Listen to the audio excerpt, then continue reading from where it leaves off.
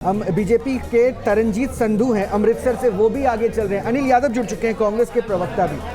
क्या ट्रेंड लेके चल रहे हैं अनिल साहब? अभी तक जो रुझान दिख रहा है लगता है सेटिस्फैक्ट्री या तेजी से कन्वर्जन होगा? देखिए मुझे लगता है कि अभी 8:30 भी नहीं बजे हैं और 8:30 ना बजने का मतलब ये है कि ईवीएम की गिनती तो अभी शुरू भी नहीं हुई है। तो किसी भी, चाहे हमारे लिए पॉजिटिव खबरें भी आ रही हो, तो उस पर अति उत्साहित होने का की अभी आवश्यकता नहीं है। लेकिन मैं ये ज़रूर कहूँगा कि आज का जो दिन है, हमें पूरी उम्मीद है कि जनता के जीवन में जो काले बादल छाए हुए हैं पिछले 10 साल से, चाहे वो बेरोजगारी के हों, महंगाई के हों, भ्रष्टाचार के हों, वो निश्चित रूप से आज ज़रूर हट जाएंगे।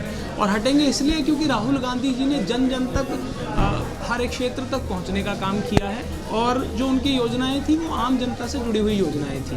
तो मुझे लगता है कि अभी कुछ भी कहना जल्दबाजी होगी, लेकिन हमें पूरी उम्मीद है कि इंडिया गठबंधन आज 295 से ज़्यादा सीटें लाएगा और सरकार बनाएगा। लेकिन अनिल जी, अब तक की जो टैली है, आप बिल्कुल सही कह रहे हैं, अभी थोड़ा जल्दबाजी होगी, लेकिन ये भी तो रुझान जनता के ही है सर, जो हम दिखा रहे हैं। 136 बनाम 36, मतलब 100 सीटों का कम से कम फासला है यहाँ पर कांग्रेस और बीजेपी के बीच इंडिविजुअली।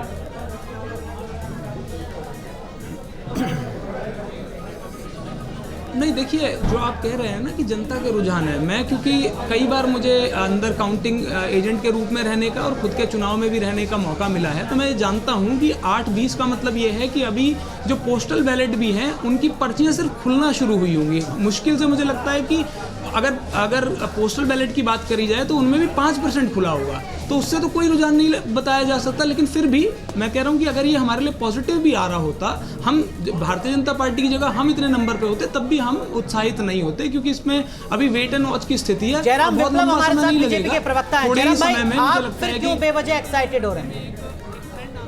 वाजिब बात कह रहे हैं अनिल यादव। देखिए, ये तो दूसरी बातें। अनिल जी चूंकि आज राष्ट्रीय चैनल पर बैठे हैं तो कुछ और बातें कह रहे हैं, लेकिन कल शाम से इनके गठबंधन और इनके संगठन के लोग क्या कह रहे थे? कार्यकर्ता तैयार रहे, एक फोन कॉल पर भीड़ जुटाने के लिए तैयार रहे, करो या मरो, मरेंगे मार देंगे। ये किस प्रकार के लोकतंत्र की बात है? ये किस प्रकार जनता के जनादेश में विश्वास है? तो भारतीय जनता पार्टी तो हर परिस्थिति में, आज नहीं 1952 से जितने भी चुनाव हुए, हमने हर परिणाम को स्वीकारा और सीखते हुए आगे बढ़े हैं। हमने कभी किसी पर दोषारोपण नहीं किया। जयराम विप्लव कह रहे हैं वेस्ट बंगाल के मॉडल को आप लागू करना चाह रहे थे। लगाना, हम जीते तो बहुत अच्छा, हारे तो खराब। अनिल जी, अरे भाई एक बात बताइए। अच्छा सुन लीजिए विप्लव भाई, मुझे एक बात बताइए, यदि आप बूथ लूटने का प्रयत्न करेंगे तो क्या हम चुप बैठे रहेंगे? हम अपने कार्यकर्ताओं को ना आगाह करें? क्योंकि आप लोग पहली बार तो है नहीं, पंजाब में नई कोशिश की थी आप लोगों ने, कैसे लोकतंत्र की हत्या की थी, क्या ये देश ने नहीं देखा था? और अगर हम अपनी तैयारी मजबूत कर रहे हैं तो इसमें आपत्ति क्यों है? कहते हैं ना कि चोर की दाढ़ी में तिनका होता है, तो वो तिनका भी दिख गया है और वो दाढ़ी भी पकड़ में आ गई है।